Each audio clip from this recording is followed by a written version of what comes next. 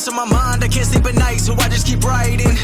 I don't need no help, I don't need opinions, so don't waste our time then. Killing the game and I gotta go ask anybody, they all heard about it. They know when the kid and he's spitting it, know when he getting it, bit and I get in my way. Got this, I like do whatever I say, cause I could go put you on blast. People been mad at me cause I don't follow them back. I'm laughing cause that is so whack. Why they all trying to act like they been bossing when really their boss has been bossing them up? Nobody ever been telling me what I would do when I keep in the cash, right the shit out of luck. I want it more, now I get what I wish. Upgrading now with some pants that I whip. Making 6 figures, don't talk about it. Money ain't shit, it's about how you think. Tired of people who making excuses, then they complain about losing. Tell me about what you been doing, tell me about how you been moving. You ain't got nothing to prove then. I did it all on my own, they looking like all of my clones. I don't be following trends, fuck all the popular clothes. You faking and everyone knows, I just be keeping it real. They thinking that I have to go sign a deal, but really the people just found an appeal. I'm in my own lane and I'm steering the wheel, ayy. It's funny how it goes, funny how it goes. Working every night till the sunrise.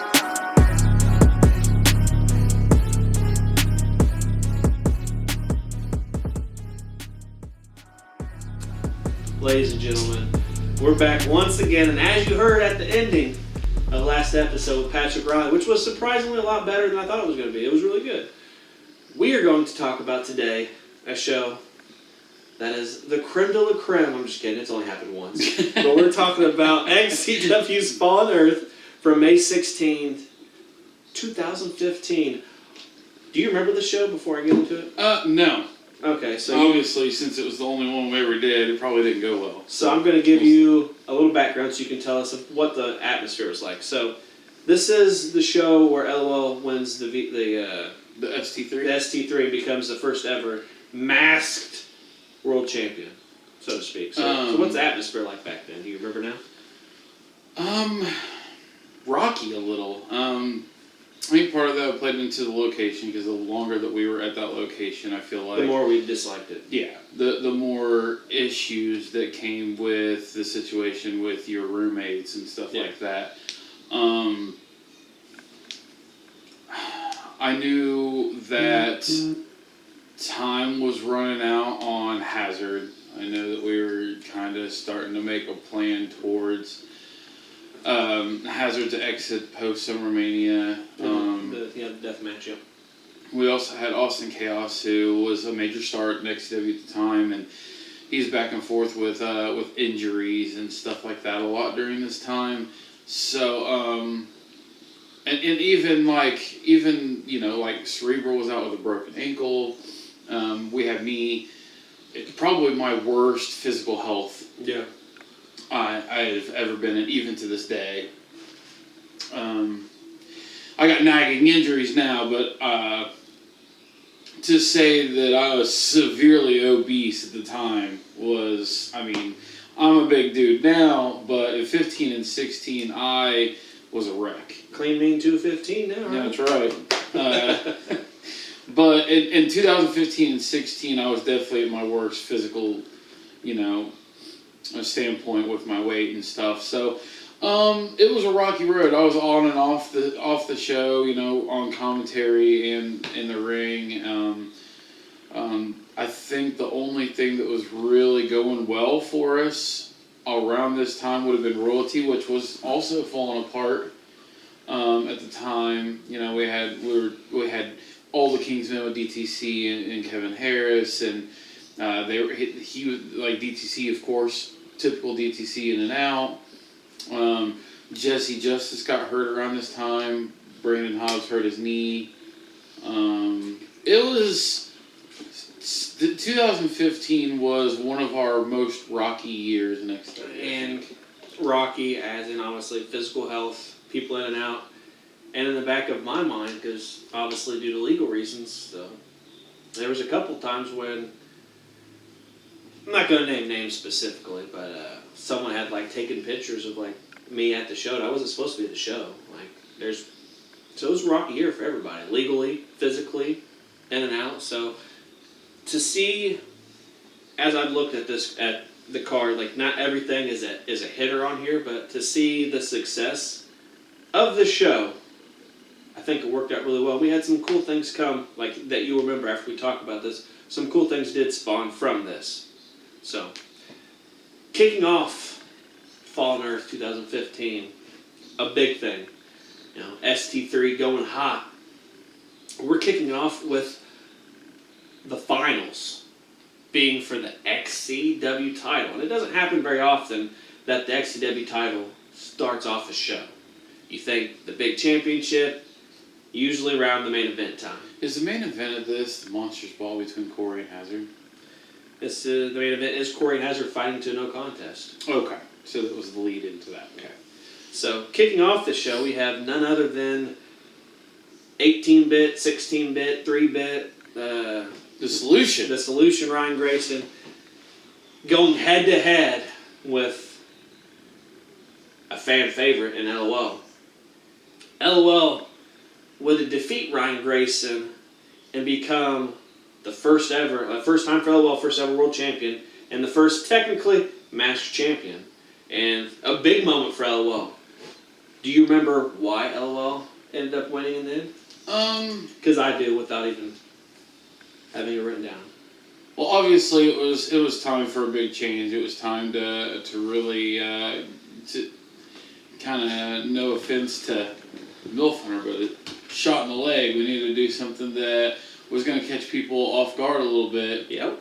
I can't say that Ryan Grayson was necessarily the best champion we ever had in his first reign, but we were trying to give Ryan Grayson a little bit of a bump at the time. Like, we put Michaela alongside him, and we were really getting ready to go into the Corey Lee and Ryan Grayson feud, and that was all about Michaela, and then did the Side of Madness at SummerMania 11.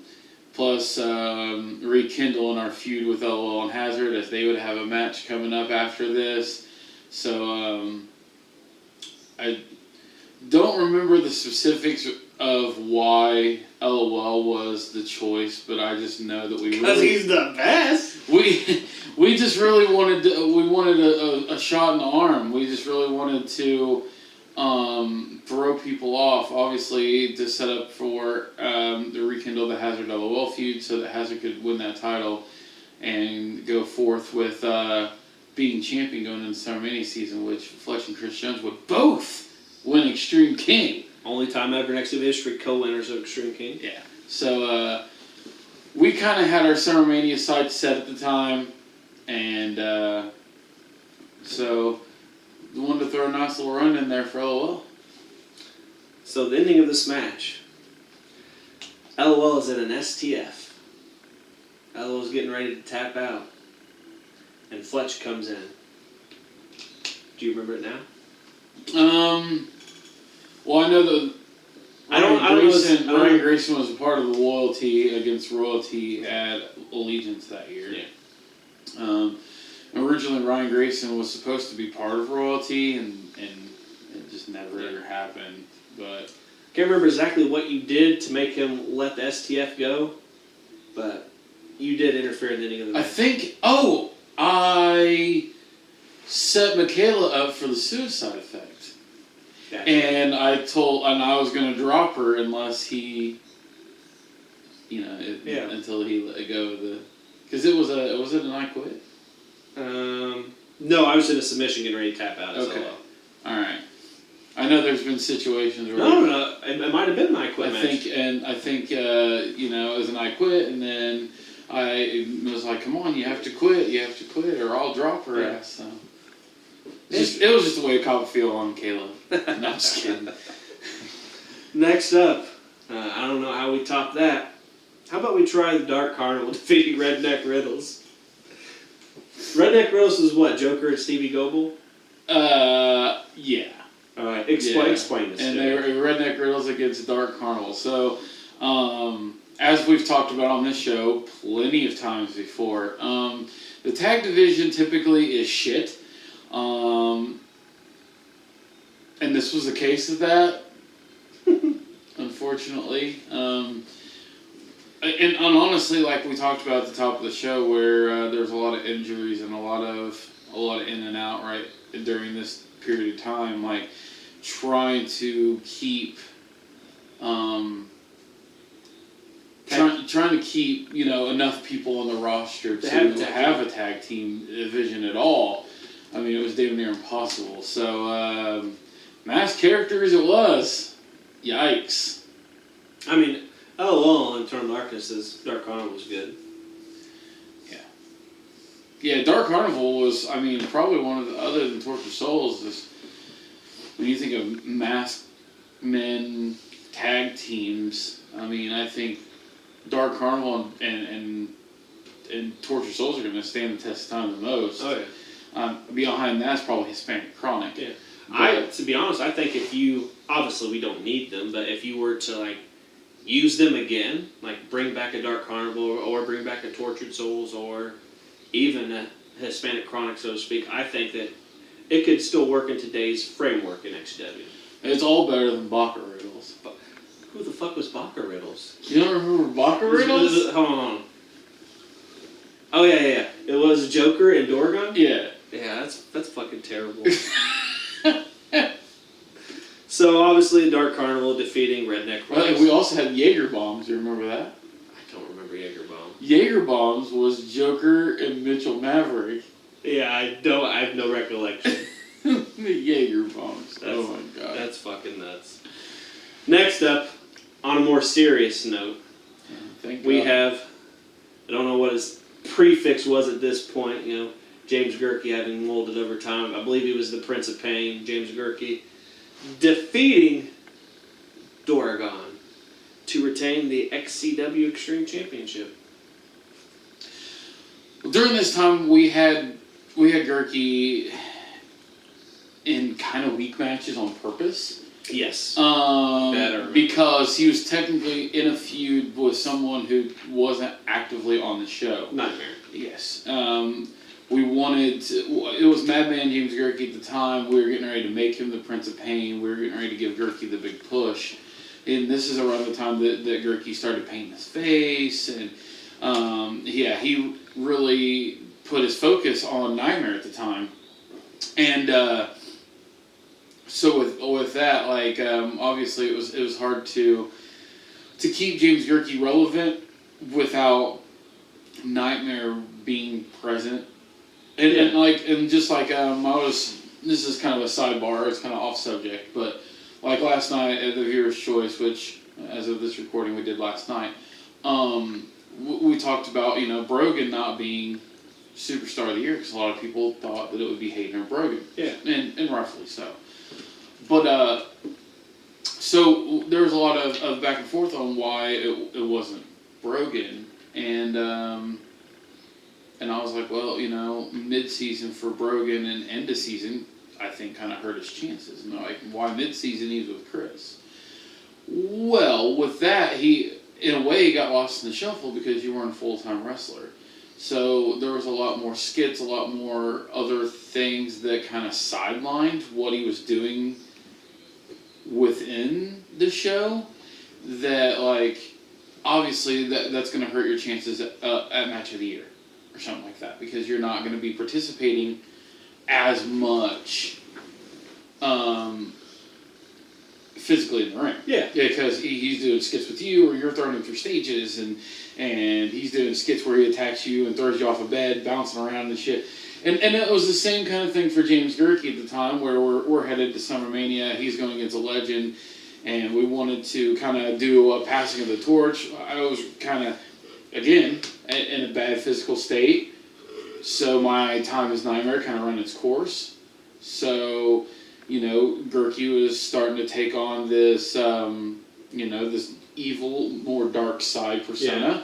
And if you recall, and it may be even in this show, I'm not sure, but if you recall, we did some skits in the cemetery. Yeah, with James Gerke, and like, he's looking for Nightmare in the cemetery, and he's talking real low. He was never the type that like really got psyched in his promos. He's real calm and like almost like a Jake the Snake approach, where it's like you have to listen to him, like you really have to get into what he's doing because he'll just slowly talk to you, you know, and like he draws you in. And I feel like that's one thing that James Gerke had over anything else was Mike's skill. And so we were telling a lot of his story that way, and I think around this time we had him do a couple matches against Devil. We did. To kind of set up for Nightmare, and I think we had one off with like a Lucifer and a couple others because Billy Supernova was pretty hot at this time, in and out, and DTC as well. Yep. And they both played Lucifer. So this was our chance, put Gerke in kind of lower tier matches and then use him for a lot of promo to fill time during the program. Yeah, which makes sense. And with Gerke defeating him, we're going to go to our first commercial break. More when we come back.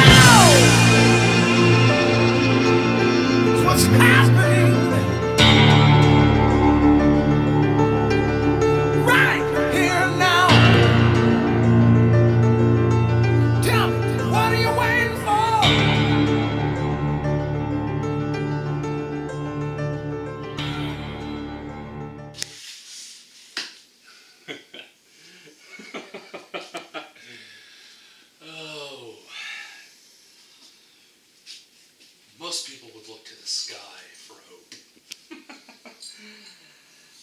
I was once one of those men. Then I realized the only way you will ever be able to have hope for anything is if you force the hope to come to you. I mentioned my hunt. I believe I gave you all a very good clue for what is coming. It's a storm. Like none the XCW has seen in a very long time. And here, when the storm finally comes and the one I want comes back,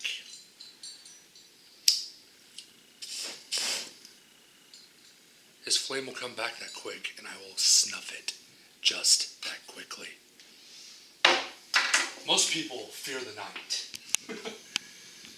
Not me. I embrace the dark side of my mind. For a while, I chose to fight it and caused a madness about myself. And since embracing this darkness, I have grown ever more powerful. I am the Prince of Pain now. And I hear something. Do you hear something? I think there's something here.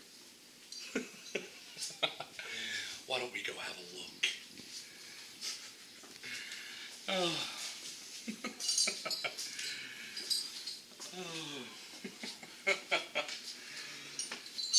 You're in my world now, aren't you?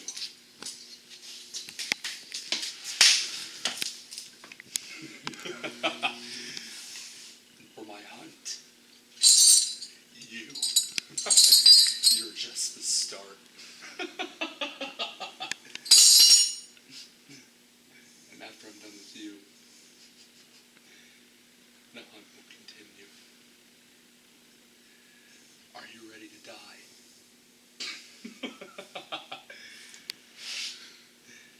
Are you?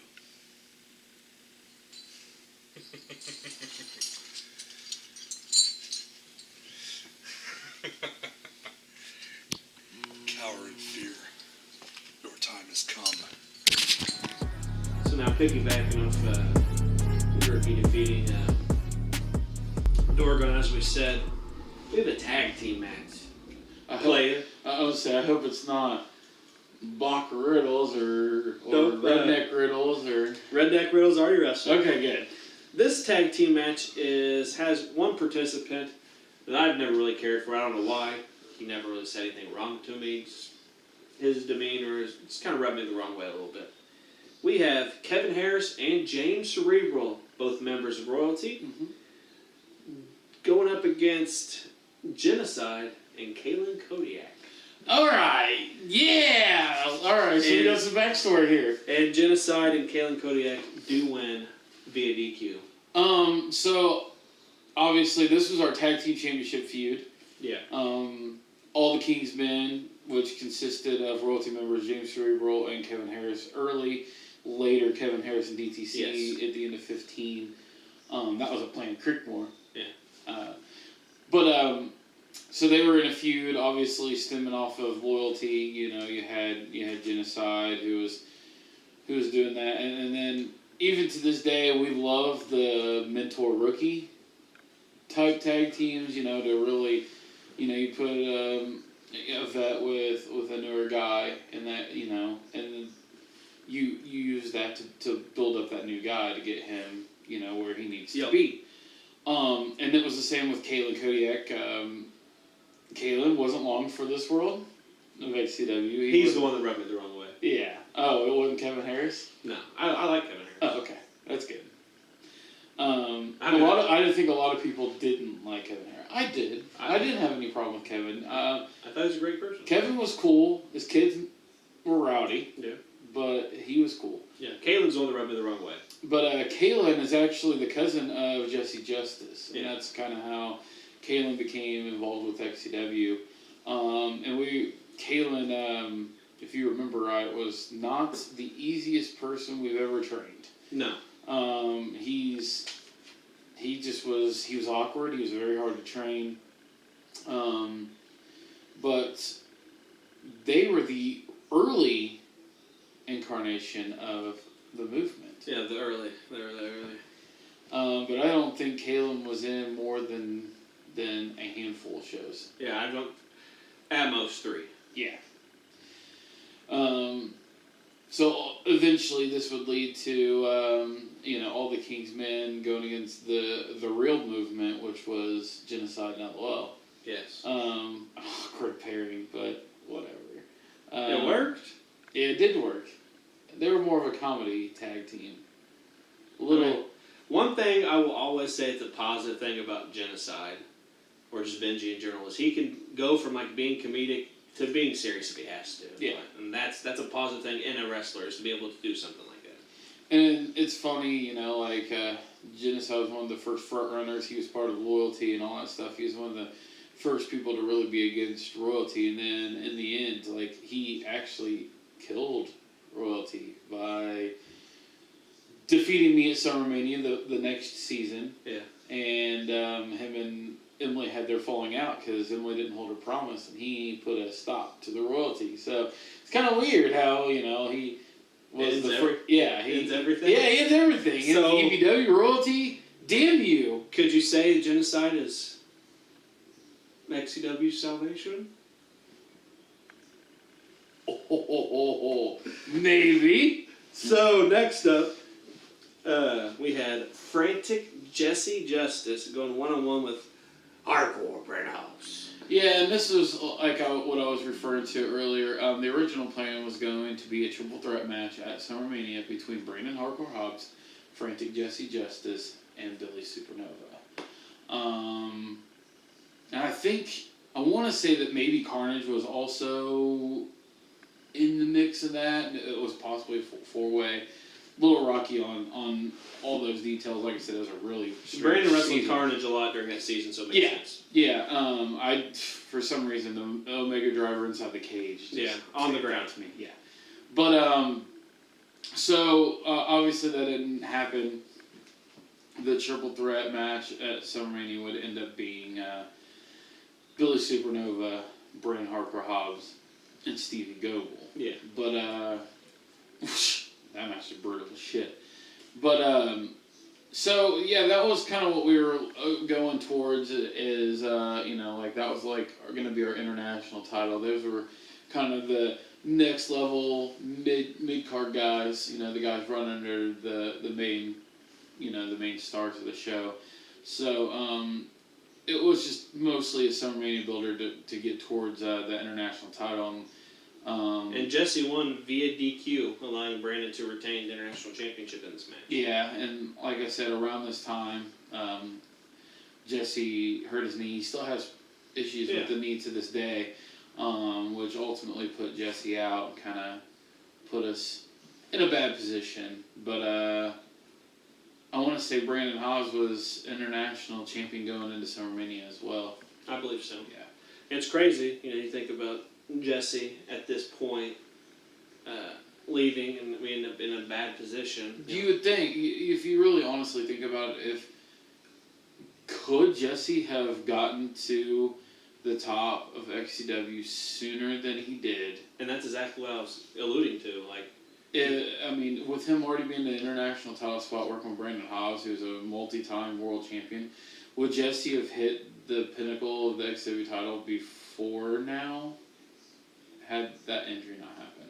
I think so. It's kind of hard to say, but also, would it as meant as much as it did? You think about when he did defeat Hayden in that Winds of Change match, the cheer he got from the people, and a lot of times we have to initiate, the chants or the cheers or whatever. The fans kind of pick up because sometimes they're just not into it or just kind of slow to get to it. Yeah. And I was out in the crowd, and it was the fans that initiated the cheering. You think about the celebration Jesse got backstage from all the boys in the back when it happened. So which is on an upcoming episode of Showtime, actually. So it's just the potential of, I think he could have, but also you ask yourself would it have meant as much? Yeah, it's. Or would he have had his legs cut off anyway because until the end was literally a year from this day. This was made, right? Yeah. So exactly a year to this day. XCW closes doors for nearly a year. It's crazy how shit happens. And who knows? But obviously Jesse, as of this recording, world champion. Would he? It's hard to say because he could have been overshadowed by Gurky because obviously he was doing the passing of the torch. Gurky was one of our main focuses to get to the top. He won Money in the Bank later that year, cashed in on me, ad until the end. It's hard to say. It's hard to say. And head into the semi-main event. I have no recollection of this match. I didn't know this match existed until a previous No Falls when Blackheart asked me about a mousetrap table match. You have Ox Cannon going one-on-one with, at the time, I was just Chris Jones. There was no C-Unit, no franchise, just Chris Jones. Member of the Royalty, though. I believe, at that point. I was a member of the royalty. Okay. Fucking cat. Member of the royalty. And Ox Cannon would defeat me in a mousetrap table match, which I have no recollection of. I don't either. I don't honestly don't like. I don't really recall it when you and Blackheart talked about it. I don't recall it now. And it may be because your guys' street fight and the Allegiance tag matches kind of overshadow everything. Or the match could have been fucking bad. I don't know. I doubt it. Yeah, me too, but it's possible. I mean, this was around the time that Ox Cannon was kind of had a bad attitude backstage and was hard to deal with. Yeah. So, and I don't think he was around much longer, if any, after this. I think the show after, like, I could be wrong, but I'm pretty sure the show after or the second show after is when he kind of left. Yeah, because I want to say it was the show of Monsters Ball between Corey and Hazard was the show that Ox split from XCW. So yeah, like we were trying to give the big rub to Ox. We were gonna kind of put Ox over, put him in a make him a big time star, and his antics backstage, his attitude, and all those things just kind of played a factor in him never reaching the stardom that he could have had. And like I said, don't really have a whole lot of recollection of this match just because I feel like there was other things that we did during the time that overshadowed what we were doing here. But ultimately, Ox would defeat me, and I believe this was the end of our feud because we had been. If it wasn't the end, it was pretty much the end. We had been feuding pretty much all year, royalty, and we had the big ass street fight, and so pretty much the end of Chris Jones and Ox Cannon. Main event. We had a heater between Hazard and Corey Lee, which ended in a no contest. And obviously the no contest was to set up for them having the eventual Monsters Ball, which would be their blow-off match, and then obviously that at that point, Hazard would be set up to face LOL for the XCW Championship and so on and so forth, and he would begin his feud with Austin Chaos and all that stuff. And then, Austin Chaos and Hazard would have their feud, and then obviously at that point you'd have Extreme King come into play. The winner of Extreme King got the title shot. Austin Chaos found his way into the match with the issues with Hazard, and then Hazard would then put his career on the line if he lost the XCW Championship. So, Which, get the fuck out of here, Hazard. so, yeah, that happened for a year or two. Yeah. But yeah, it was ultimately just to set up. Corey was getting ready to go into the program with Ryan Grayson, and Hazard's getting ready to go into the title picture. So this was around the time of their blow off, getting ready to, and this was right before one of the night shows. I believe it was Night of Reckoning, where Austin would make his return. So everything was starting to kind of fall into place like a puzzle at this time. Because if you remember right, Jeff Buster and Austin Chaos would have arm wrestling contest, and Jeff Buster was wearing Canadian gear. Canadian, yeah. So all things led to this, but I'll tell you this.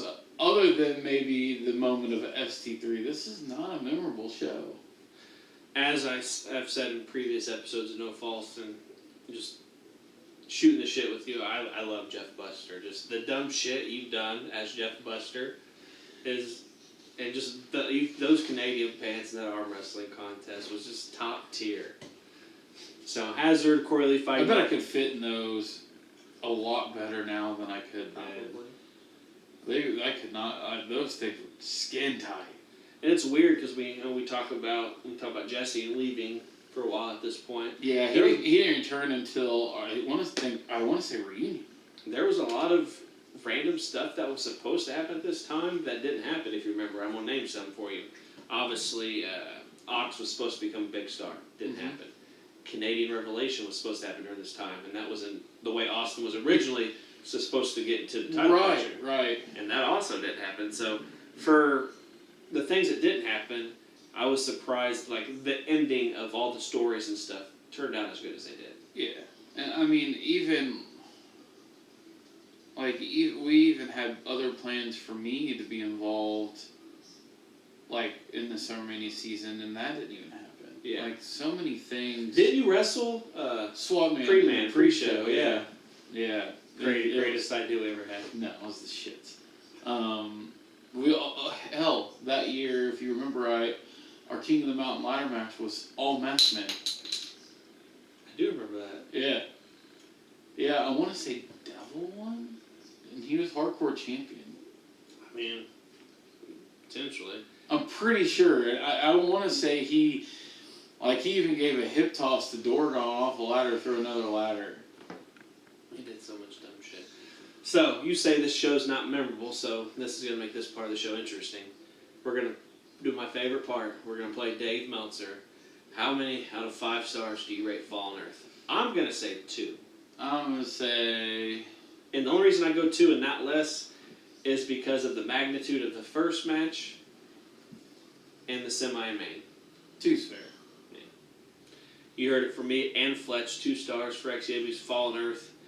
And we got 2 amazing episodes coming up for episode 9 and 10 as we begin to close out season 5 of No Faults. And usually, this is about where the XCW shows start to die out, or they never start Rundown Genocide. I just love poking fun at Genocide.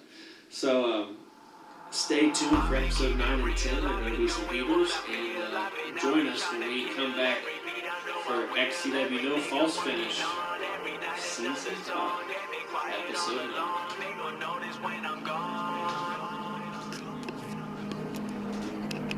Too many thoughts on my mind, I can't sleep at night, so I just keep writing.